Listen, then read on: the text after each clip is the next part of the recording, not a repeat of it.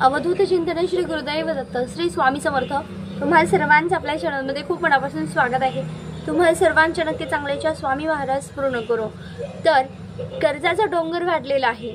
एक खड्डा बुजवायला गेलं की दुसरा खड्डा उभा राहतं आणि काही गेल्या कुठल्या ना कुठल्या गोष्टीमध्ये आपल्याकडून जबाबदाऱ्या वाढत चालल्या आहेत। त्यामुळे कुठं ना कुठं कर्ज वाढत चाललेलं आहे।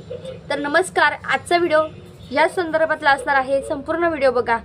संपूर्णपणे कर्जाचा डोंगर हा कसा कमी करायचा आहे बघा। माणूस हा संसारी जीवनात असतो आणि कुठल्याही माणसाला सहजासहजी घरात बसून तर कुठल्याही प्रकारची आपल्याला कर्ज निवारण होणार नाही। आपण प्रत्येकाला हे कष्ट करावेच लागतात, हातपाय हे हलावेच लागतात, पण त्याचबरोबर नशिबाची साथ असणं ही तेवढीच गरजेची आहे। मग त्यासाठी आपल्याला सगळ्यांना माहिती आहे की जिथे स्वामी सेवा असते तिथे कधीच कशाची कमी पडत नाही, पण आपण जेवढे कष्ट करतो त्याला कष्टाची सुद्धा गरज असते। आपण म्हणाल का नुसती सेवा करू मग आपलं कर्ज निवारण होईल असं कधीच होणार नाही।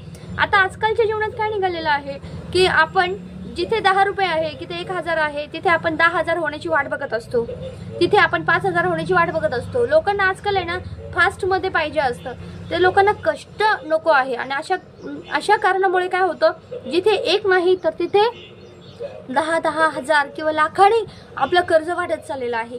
अशा वेळेस आपलं कर्ज वाढू नये। संसारी जीवनात आपण जबाबदाऱ्या सांभाळताना चांगल्या पण गोष्टी करतो आणि काही गोष्टी वाईट पण घडल्या जातात। अशा वेळेस अशा गोष्टी व्हायलाच नाही पाहिजे। पण जे झालेलं कर्ज आहे ते कसं निवारण करायचं या संदर्भात अतिशय छान माहिती आहे। कुठलाही माणूस आहे त्याला कष्ट करावेच लागतात। सहजासहजी कोणती गोष्ट मिळत नाही हो, पण म्हणतात ना नशिबाची साथ। जेव्हा नशिबाला सुद्धा स्वामी सेवेची जोड असेल ना तिथे कुठलीही गोष्ट अशक्य ती शक्य होतेच। आज संपूर्ण माहिती आहे काय सेवा करायची आहे आणि कशी करायची आहे या संदर्भातला व्हिडिओ आहे। संपूर्ण व्हिडिओ बघा। आता आपण सेवेविषयी बोलूया की सेवा किती दिवसांची करायला पाहिजे। सेवा ही 21 दिवसांच्या सेवेत बऱ्याच प्रमाणात फरक पडतो, पण आपल्या आयुष्यात जेवढा त्रास आहे जेवढे कर्ज आहे तेवढीच जास्त सेवा करायची बघा। 21 दिवसाच्या सेवेनंतर फरक पडायला सुरुवात होते, पण जसं 40 दिवसांची होते त्याच्यानंतर 108 दिवसांची होते।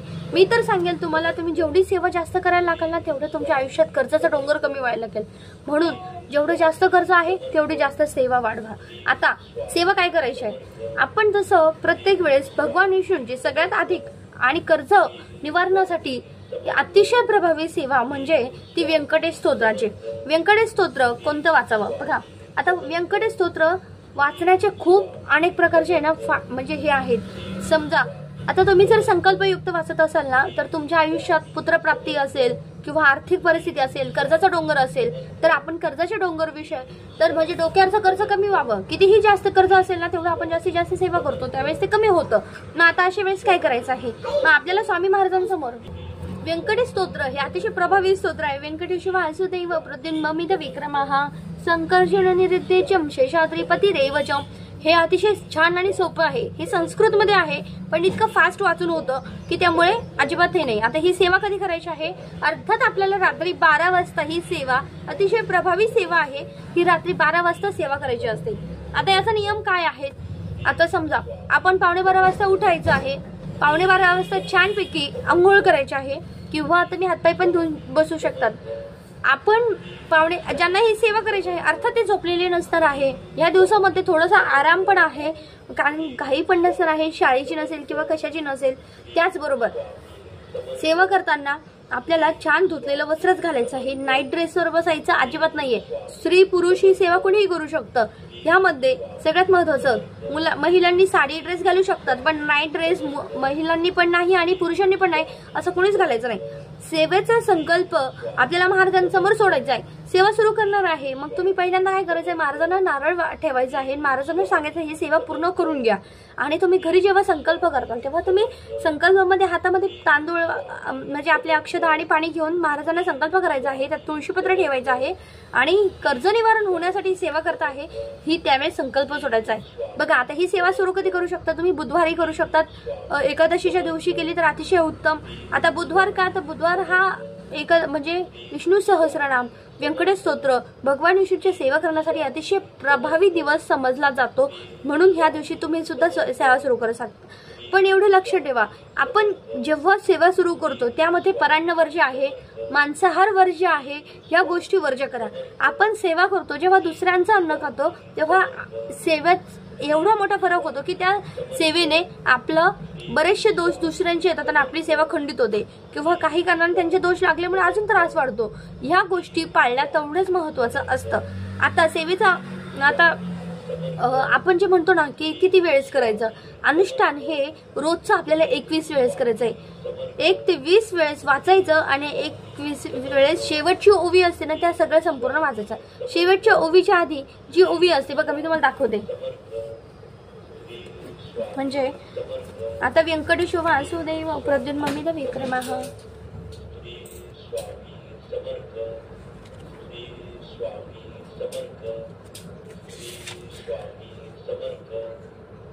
हे बघा, इथून तर आपल्याला ना संपूर्ण वाचायचं आहे. हे तुम्ही 21 वेळेस संपूर्ण वाचायचं आहे. फक्त हे सगळं वाचताना ना आपल्याला इतिदम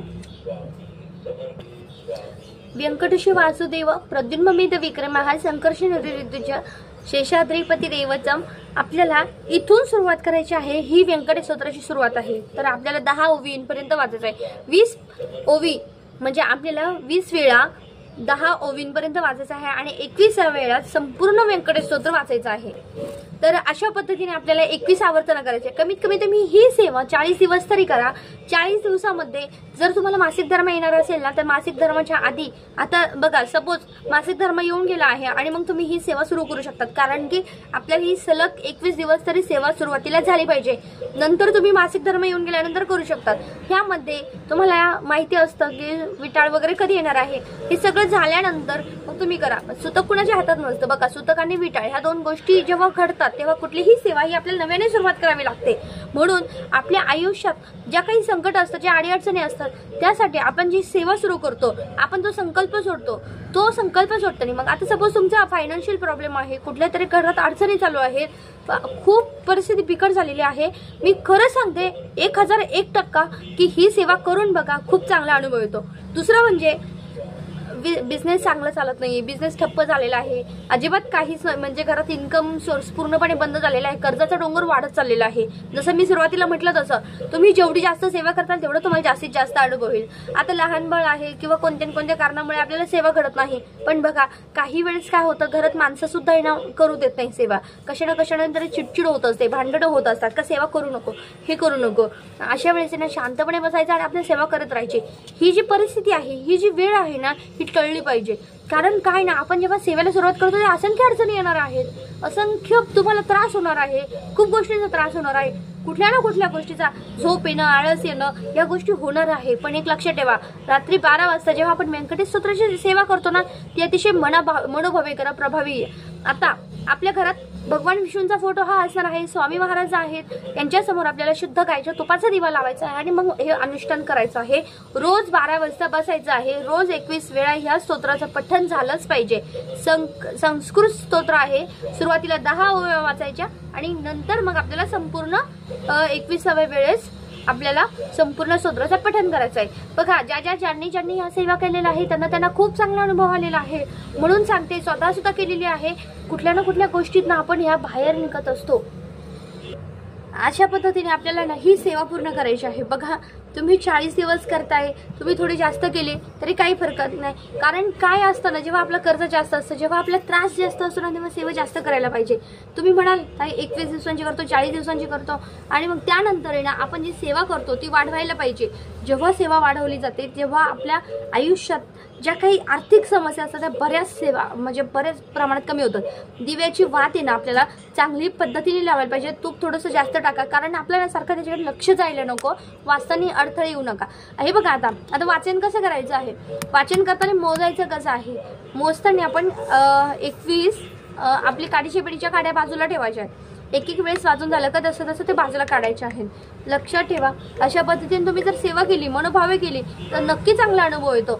सेवा म्हणून तर कराच, पण साक्षात भगवान विष्णूंची कृपा प्राप्त होण्यासाठी, आपली आर्थिक परिस्थिती सुधारण्यासाठी तरी करा. बऱ्याच महिला आहे ना की किंवा बाकीचे कर्ज म्हणजे काही नियम अटी पाळणार नाही, कारण याच्यामध्ये ब्रह्मचर्य पालन करायलाच पाहिजे.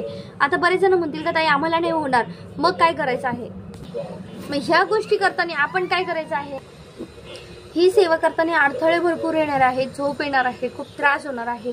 मग त्यामुळे आपल्याला ही सेवा करताना आहे ना, जेवढं जास्त होईल तेवढं एकचित्तेने आणि एक तळमळीने करायची. बघा, आपल्याला ही सेवा भरपूर काही देऊन जाणार आहे. म्हणून सांगते, ज्यांच्या मागे खूप काही अडचणी आणि खूप त्रास आहे ना, ते नक्की हे नियम पाळतील. देव भलेही भक्तीचा भुकेला असेल, पण आपल्या मागे काही नियम असतात, हे नियम पाळायचे असतात. कारण बघा, आपण बऱ्याच वेळेस म्हणतो ताई ही सेवा मग माहेरी केली चालेल का, इकडे केली चालेल का. कोणती पण सेवा ना संकल्पयुक्त आपण आपल्या घरी गेली ना, ती कधी पण चांगली असते. म्हणून सांगते, ही सेवा जेवढं जास्तीत जास्त होईल हिचे नियम अटी पाळून करा. त्याचा खूप चांगला अनुभव तुम्हाला आल्याशिवाय राहणार नाही. आणि साक्षात विष्णू भगवान कुठल्या ना कुठल्या रूपात तुम्हाला दर्शन देतील, हे सांगता नाही येणार. म्हणून सांगते, जेवढं तळमळीने कराल तेवढं तुम्हाला याचा अनुभव नक्की आल्याशिवाय राहणार नाही. आजच्या पुरते इतका झालेली सेवा स्वामी महाराजांच्या आणि भगवान विष्णूंच्या चरणी रुजू करते आणि व्हिडिओ इथेच थांबवते. व्हिडिओ आवडला असेल तर लाईक शेअर सबस्क्राईब करा. श्री स्वामी समर्थ.